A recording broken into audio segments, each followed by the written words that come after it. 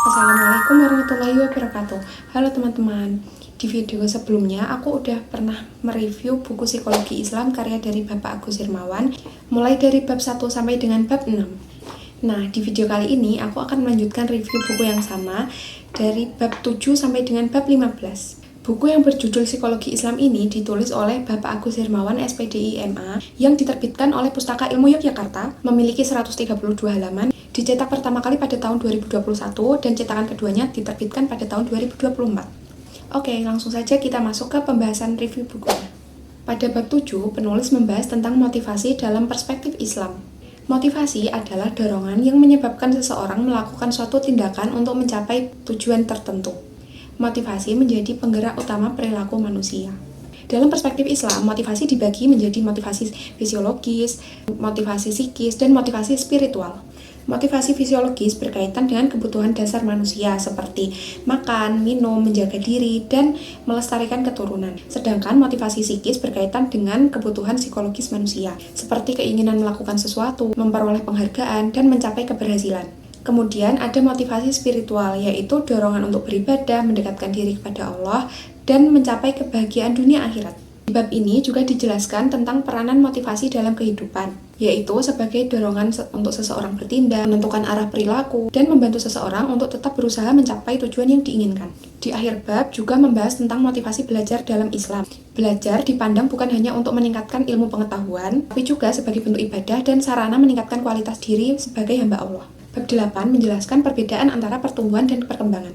Pertumbuhan adalah perubahan fisik yang bisa diukur, seperti pendek menjadi tinggi, kecil menjadi besar. Sedangkan perkembangan adalah pemunculan hal baru yang bersifat rohani, seperti penakut menjadi pemberani, dari pemarah menjadi penyabar, dan lain sebagainya. Jadi, kalau pertumbuhan itu berkaitan dengan perubahan fisiologis, sedangkan perkembangan itu berkaitan dengan perubahan aspek psikologis manusia. Dan di bab ini juga membahas tentang periodisasi dan tugas perkembangan manusia dalam Islam. Tahap perkembangan manusia dimulai sejak dalam alam kandungan sampai dengan pasca kematian. Pada masa perkembangan sebelum lahir atau prenatal, manusia itu melalui beberapa fase atau tahapan perkembangan, seperti yang dijelaskan dalam Quran Surah Al-Mu'minun ayat 12 sampai dengan 14. Mulai dari saripati tanah, kemudian menjadi air mani yang bertemu dengan ovum atau nutfah, kemudian menjadi segumpal darah atau alaqah, lalu menjadi segumpal daging, menjadi tulang belulang, kemudian tulang belulang yang dibungkus oleh daging, dan kemudian Allah jadikan makhluk yang berbeda dari sebelumnya, yaitu menjadi manusia. Pada masa perkembangan setelah lahir, ada fase pasca natal, yaitu 0-2 tahun, masa kanak-kanak 2-7 tahun, fase tamyiz 7-10 tahun, fase amrod 10-15 tahun, fase taklif 15-40 tahun, fase futuh 40 tahun sampai 60 tahun ke atas, dan yang terakhir pasca kematian. Di bab ini juga dijelaskan tentang faktor-faktor yang mempengaruhi perkembangan manusia, yaitu ada faktor bawaan atau faktor hereditas, dan juga faktor lingkungan keluarga, pendidikan, serta lingkungan sosial tempat seseorang tumbuh dan berkembang. Pembahasan di bab 8 ini cukup lengkap karena tidak hanya membahas tentang perkembangan secara fisik, tapi juga membahas tentang perkembangan secara psikologis dan spiritual. Bab 9 membahas tentang kesehatan mental dalam perspektif Islam. Menurut Bapak Agus Hirmawan, kesehatan mental itu tidak hanya berarti tidak mengalami gangguan jiwa, tetapi juga kondisi ketika seseorang mampu harmonis dengan dirinya sendiri, lingkungan, dan Allah. Nah, faktor yang mempengaruhi kesehatan mental itu ada dua, yaitu faktor internal dan juga eksternal. Faktor internal yang dimaksud adalah semua hal yang meliputi sifat, bakat, dan keturunan dalam diri manusia yang dapat mempengaruhi kesehatan mentalnya. Kalau faktor eksternal adalah faktor yang berasal dari luar diri manusia yang mempengaruhi kesehatan mentalnya, seperti keluarga, lingkungan, dan pendidikan. Pada bagian konsep sehat dan sakit mental dalam Islam, dijelaskan bahwa kesehatan mental dalam Islam itu sangat berkaitan dengan kualitas keimanan seseorang. Semakin baik hubungan seseorang dengan Allah, maka semakin baik pula kondisi kesehatan dan keseimbangan jiwa manusia. Pembahasan di bab 8 ini sangat relevan dengan kondisi saat ini, karena kesehatan mental menjadi banyak isu yang diperbincangkan dalam masyarakat. Bab 10, psikopatologi dalam Islam. Psikopatologi adalah ilmu yang mempelajari tentang gangguan kejiwaan.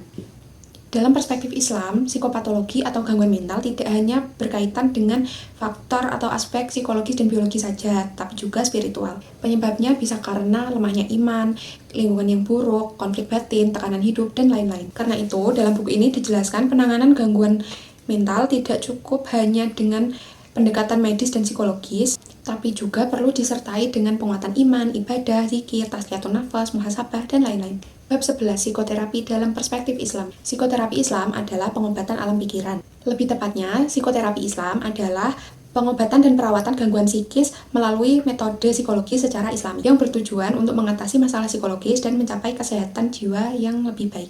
Objek psikoterapi Islam itu ada 4, yaitu mental, spiritual, moral atau akhlak, dan fisik atau jasmania. Kemudian ada beberapa metode dalam psikoterapi Islam.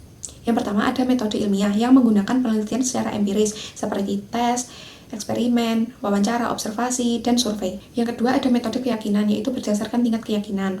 Itu ada 4 ya. Ada ilmu yakin berdasarkan ilmu, ainul yakin berdasarkan penglihatan langsung, hakul yakin berdasarkan pengalaman, dan kamalul yakin berdasarkan keyakinan yang sempurna. Yang ketiga ada metode otoritas, yaitu menggunakan keahlian psikoterapis dalam proses penyembuhan. Yang keempat metode intuisi yang berdasarkan ilham, basiroh, dan kedekatan dengan Allah. Kemudian yang kelima metode tasawuf yang terdiri dari taholi, yaitu menghilangkan sifat-sifat buruk dari dalam diri, kemudian tahali, menghiasi diri dengan sifat-sifat baik, dan tajali, yaitu memperoleh kedekatan dan pencerahan spiritual dari Allah. Di bab ini juga dijelaskan tentang jenis-jenis obat dalam psikoterapi Islam. Ada 2 ya. Yang pertama itu ada obat hisi atau obat fisik seperti air, madu, dan buah-buahan. Dan yang kedua ada obat maknawi atau rohani seperti doa dan ayat-ayat dalam Al-Quran. Nah, psikoterapi Islam ini memiliki 3 fungsi utama, yaitu fungsi preventif atau pencegahan, fungsi kuratif atau penyembuhan, dan fungsi purifikasi atau penyucian diri. Nah, psikoterapi Islam ini tidak hanya bertujuan untuk menyembuhkan gangguan psikologi saja, tetapi juga membantu seseorang untuk menjadi pribadi yang lebih baik lagi. Menurutku, bab ini adalah bab yang pembahasannya paling aplikatif karena ada banyak hal yang bisa diterapkan langsung dalam kehidupan sehari-hari. Bab 12. Kecerdasan dan potensi intuisi dalam Islam. Kecerdasan adalah kemampuan berpikir, belajar, beradaptasi, dan memecahkan masalah. Dalam Islam, kecerdasan tidak hanya berkaitan dengan kemampuan intelektual saja, tetapi juga dalam menggunakan akal sesuai dengan petunjuk Allah. Sedangkan intuisi adalah kemampuan memahami sesuatu secara tepat tanpa proses berpikir yang panjang atau tanpa melalui penalaran rasionalitas dan intelektualitas. Ada hal-hal penting yang harus diperhatikan dalam intuisi, yaitu intuisi harus dikembangkan dan digunakan secara bersamaan dengan akal dan logika karena keduanya saling melengkapi dalam membantu pengambilan keputusan yang tepat. Nah, di buku ini juga dijelaskan beberapa cara atau metode yang dapat digunakan dalam rangka melatih kecerdasan intuisi. Yang pertama, melakukan latihan relaksasi dan tafakur untuk menenangkan pikiran dan meningkatkan kepekaan batin. Bisa dilakukan dengan merasakan napas atau meditasi. Yang kedua, latihan spontanitas. Ketika bingung memilih atau membuat keputusan, kita bisa menenangkan pikiran dan kemudian mendengarkan jawaban yang pertama kali muncul di pikiran. Yang ketiga, menyadari perasaan. Yang keempat, sensitif terhadap sinyal tubuh. Misalnya, kalau kita merasa sakit, ya sudah, kita istirahat. Dan yang kelima, sabar dan konsisten. Dalam perspektif Islam, intuisi berkaitan dengan kebersihan hati, pengalaman spiritual, dan kedekatan seseorang dengan Allah. Jadi, bab ini tuh menunjukkan bahwa Islam menghargai penggunaan akal sekaligus mengakui pentingnya dimensi spiritual manusia. Bab 13, mimpi dan alam kesadaran manusia. Mimpi adalah pengalaman yang dialami manusia saat tidur. Dalam Al-Quran ada 4 istilah tentang mimpi. Ada ru'ya, manam, busyra. Ketiganya ini berarti mimpi-mimpi yang baik. Dan yang keempat, adgom ahlam, yang berarti mimpi-mimpi yang kacau. Kalau dalam hadis ada 3 jenis mimpi. Yang pertama ada ru'ya sholihah, yaitu mimpi yang mengandung petunjuk dari Allah atau kabar baik. Yang kedua hulm atau mimpi buruk yang berasal dari godaan syaitan yang menimbulkan ketakutan, kecemasan. Dan yang ketiga mimpi dari diri sendiri, yaitu berasal dari pikiran kita sehari-hari. Nah, di buku psikologi Islam ini juga dijelaskan tentang teori-teori mimpi. Kalau menurut teori psikoanalisis, mimpi adalah pemenuhan keinginan atau hasrat yang terpendam. Menurut teori kognitif, mimpi adalah modifikasi dari aktivitas kognitif yang terjadi selama kita terjaga. Sedangkan menurut teori aktivitas sintesis, mimpi terjadi ketika korteks mencoba memberi makna pada aktivitas saraf selama kita tidur. Kemudian di bab ini juga membahas tentang alam kesadaran dalam Islam. Kesadaran adalah kesiagaan seseorang pada peristiwa-peristiwa lingkungannya serta peristiwa-peristiwa kognitif yang meliputi memori, pikiran, perasaan, dan sensasi fisik. Kesadaran itu bisa dibagi 2 macam, yaitu kesadaran pasif dan kesadaran aktif. Kesadaran pasif adalah kondisi seseorang dapat menerima stimulus tanpa banyak seleksi, dan kesadaran aktif adalah kondisi di mana seseorang menerima stimulus kemudian menyeleksinya. Oh iya, di buku ini juga menyebutkan teori-teori kesadaran manusia dari perspektif psikologi barat loh. Salah satunya adalah teori kesadaran menurut Carl Jung, yang dimana kesadaran itu terdiri dari 3 sistem yang saling berhubungan, yaitu kesadaran atau biasa disebut ego, ketidaksadaran personal atau personal unconscious, dan ketidaksadaran kolektif atau collective unconscious. Bab ini sangat menarik ya, karena membahas tentang mimpi dan alam kesadaran manusia yang dihubungkan dengan kajian psikologi sekaligus perspektif Islam. Bab 14, doa, zikir, dan tazkiyatun nafs. Yang pertama kita bahas doa. Doa adalah memohon atau meminta sesuatu yang bersifat baik kepada Allah. Doa dapat menjadi terapi karena membantu seseorang dalam memperoleh ketenangan, harapan, dan keyakinan dalam menghadapi masalah kehidupan. Kemudian pembahasan mengenai zikir. Zikir adalah aktivitas mengingat Allah untuk memperoleh ketenangan, seperti yang dijelaskan dalam Quran Surah Ar-Ra'd ayat 28. Ingatlah, hanya dengan mengingat Allah, hati akan menjadi tenteram. Selanjutnya, pembahasan tentang tazkiyatun nafas. Tazkiyatun nafas dijelaskan sebagai proses membersihkan jiwa dari sifat-sifat buruk seperti iri, dengki, sombong, dan berbagai macam penyakit hati lainnya. Tujuan dari tazkiyatun nafas adalah membentuk pribadi yang lebih baik dan menjadi pribadi yang lebih dekat dengan Allah. Proses tazkiyatun nafas bisa dilakukan dengan cara sholat, zikir, puasa, zakat atau infak, amar ma'ruf nahi munkar, dan berbagai ibadah lainnya. Menurutku, bab 14 ini adalah inti dari psikologi Islam karena sangat menekankan pentingnya kesehatan spiritual dalam kehidupan manusia. Bab 15, berpikir dan lupa dalam Islam. Al-Quran sangat mendorong manusia dalam berpikir, merenung, dan menggunakan akalnya dalam memahami fenomena dalam kehidupan.